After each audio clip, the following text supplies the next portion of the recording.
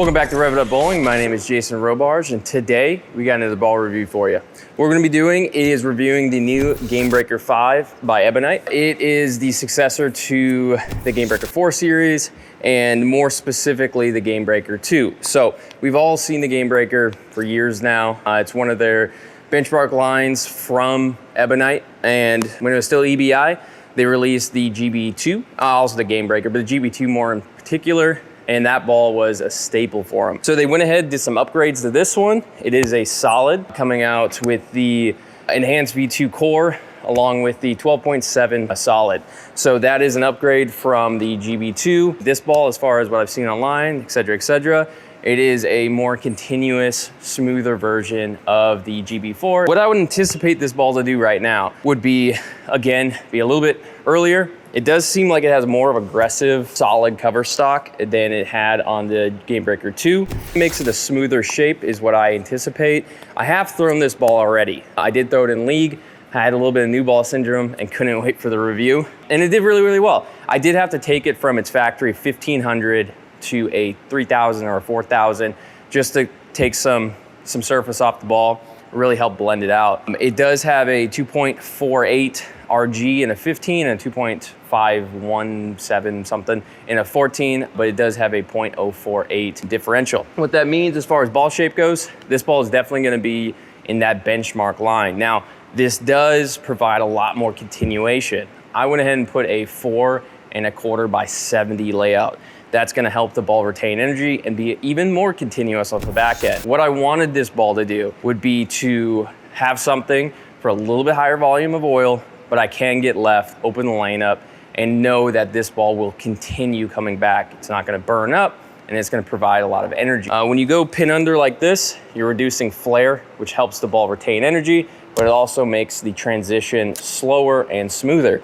So with this combination of core cover stock and the drilling, it should be a very smooth layout. As far as what we're bowling on the 2023 team doubles and singles pattern. I'm gonna be bowling on these patterns quite a bit in preparations for nationals. Expect a lot of ball reviews to be on last year's open pattern. So what I'm gonna do is, like any other ball review, throw it up the lane. It's gonna hook too much, we know that, but we're gonna adjust around, play around the lane, and just show the natural shape this ball gives. So without further ado, let's get into it. I mentioned in the outro or intro that I changed this to 3000. I did put it back to factory. It is now 500, 1500, and it comes very chalked up. So guys, definitely pay attention to the surfaces on your new equipment. If you don't like it right out of the box, change it. All right, we're gonna throw this one around second arrow, first arrow, second arrow. It's gonna overhook, but we're gonna see what it does.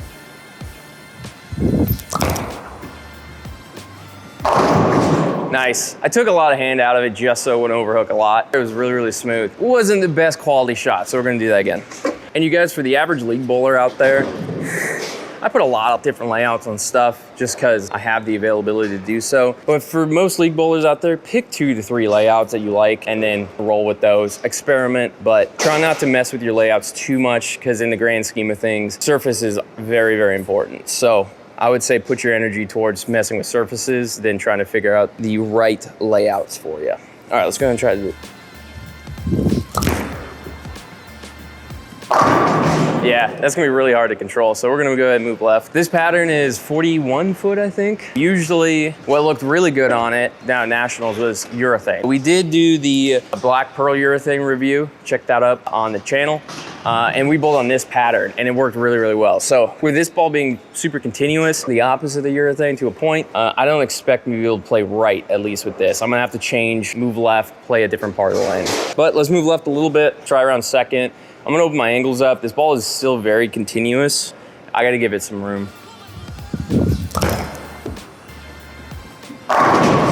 Nice, that looked pretty good. Hi, Chrissy. That looked really, really good. I went in and took some hand out of it, made sure I get it bellied right, get it to burn some of that energy. So we're gonna move a little bit farther left. I just wanna check some recovery with it. I'm also going to move left and put my full hand into it as well, just to see what it does, but we'll get to that.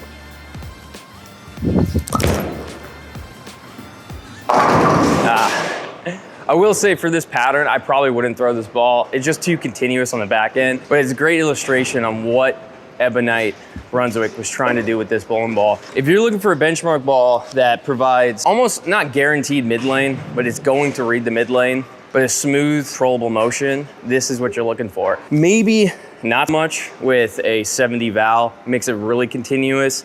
A little bit hard to control the back end sometimes. However, I wanted to get this ball to open the lane up with a little bit stronger bowling ball. It honestly reminds me of an earlier, smoother, stronger Sneak Attack Solid.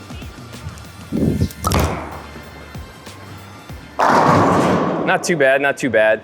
I think the biggest thing with this ball is controlling the back end, making sure it doesn't continue as much. I did throw it in league on Friday and go 220, 220. I was playing in the dirt a little bit, playing a little bit farther right. It was providing me a phenomenal ball shape. But the problem is it was burning too much energy and I was leaving like flat 10s, like soft 7s, and it just didn't retain enough energy. So by the last game, I said, screw it, I'm gonna have some fun. It's either gonna work or it's not gonna work. I moved dead left. I was playing probably 5th arrow, and I was trying to get the ball as far right as possible. I mean, 3 to 5 board down lane. Looked phenomenal. I ended up shooting 299 the last game. I got iced by the lane, it broke, but it was a shape that I could control playing deep. It gave me that continuation to make it back from the break point without much worry about it burning too much energy, simply because I was in the oil much. They will retain more energy. So you can almost think of the lane almost 2 patterns. I was playing it right in the dry more. I was creating good ball motion, but I didn't have enough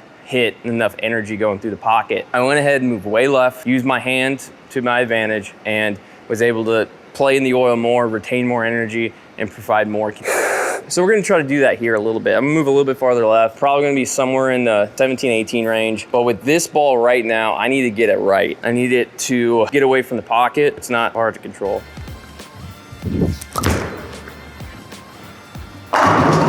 Nice. As you can see with that ball motion, it's not quite slowing down as much as I'd hope. From a typical, if I was looking for like tournament ball reaction, it comes off the spot and it doesn't slow down as much as I'd hope. That's gonna be just points towards this ball needs a little bit more friction to slow down.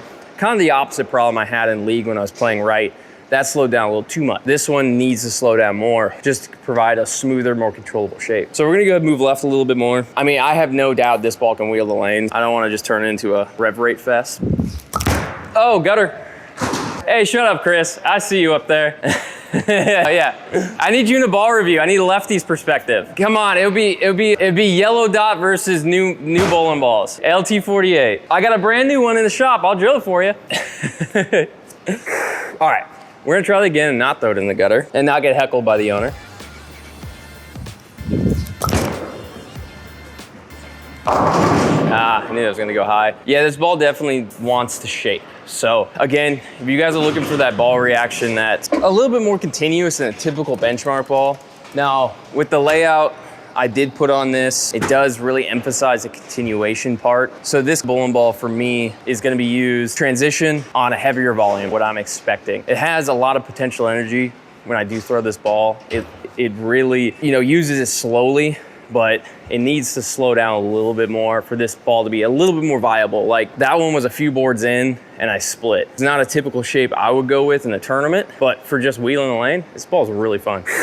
All right, try not to throw terrible. I'm gonna increase speed too. Feel like it's just reading maybe a teensy bit too early. I need to get that ball down.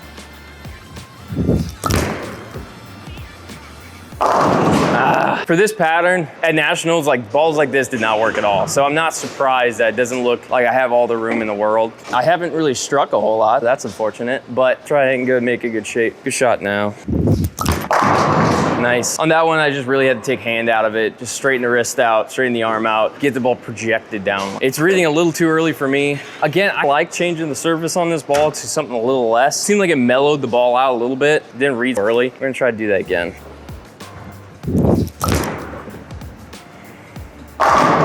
Nice, I think I figured it out. Nice. I don't need to help this ball much at all. It's strong. Is it benchmark light? Sorta. Maybe with lower rev rate, you could use this bowling ball for a benchmark ball. But for me, it's definitely gonna be something where it's not totally fresh, not burn. That transition zone where, maybe I do need a solid or something with a little bit more surface, and I can get the ball opened up. I'm just gonna throw some shots for the TikTok.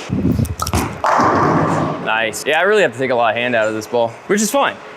I wish I still have my GB2 to show you. If you guys were a fan of the GB2, the biggest difference is what I see here, given the fact that this does have a decent surface on it, is the GB2 is cleaner. It was smooth, but but it definitely got down lane more. I feel like the cover stock on this ball is definitely more aggressive, bites the lane a little harder, a little earlier, makes it still smooth, it's very smooth, but it's definitely more aggressive overall as a bowling ball. If you like the GB2 but looking for something a little earlier, still smooth and continuous, I think this would be the ball for you. Probably crosses a few more boards. 1, 2 more than GB2, I'd say. We're gonna move left a little bit more.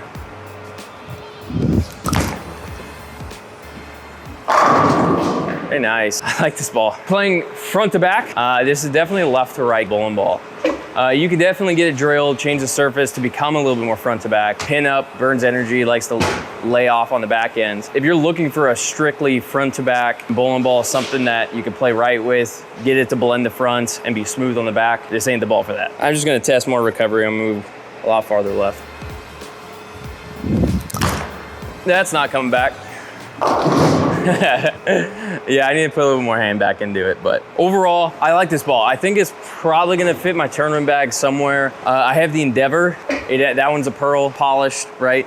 Drilled pretty similar. I like that ball really for transition when the lanes start opening up, but if it's a higher volume of oil, that ball has a tendency to miss the mid lane, miss the break point a little bit. So I feel like with this setup, I'll be able to, on a higher volume, move a little bit more left, but still have enough ball to eat through that oil, read the mid lane, and create a good motion off of it. I don't know how much the vacuum is gonna be in the background, but again, we're gonna move left a little bit. I'm gonna do what I did in the league. I was really far left when I shot 299, but we're gonna give this a shot.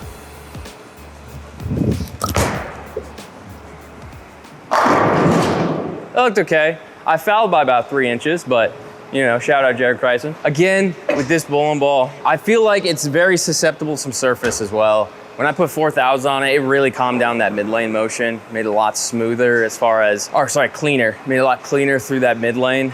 But with how aggressive the cover stock is and just the way I have it laid out, it still provided a very smooth shape for me. So we're gonna go ahead and throw one more to close it out. I'm just gonna throw a typical shot. See, where was I when I struck?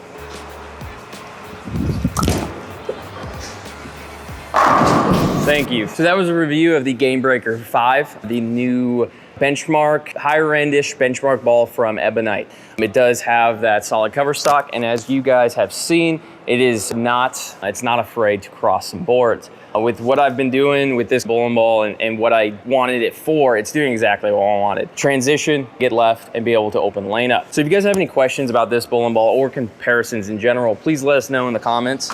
We appreciate all the comments, good, bad, or other in general. It helps us learn more, and that's the point of our channel. Education, try to learn, have some fun, and just make bowling as best as, like, I love bowling. I mean, it's been part of my family for years, and we want to continue that, and you know, the internet has helped us grow and everything like that. So we really appreciate all the support. If you did like the video, please remember to like, comment, subscribe. It helps the channel way more than you might think. With that said, my name is Jason Robarge. This is Rec It Up Bowling. Much love, peace.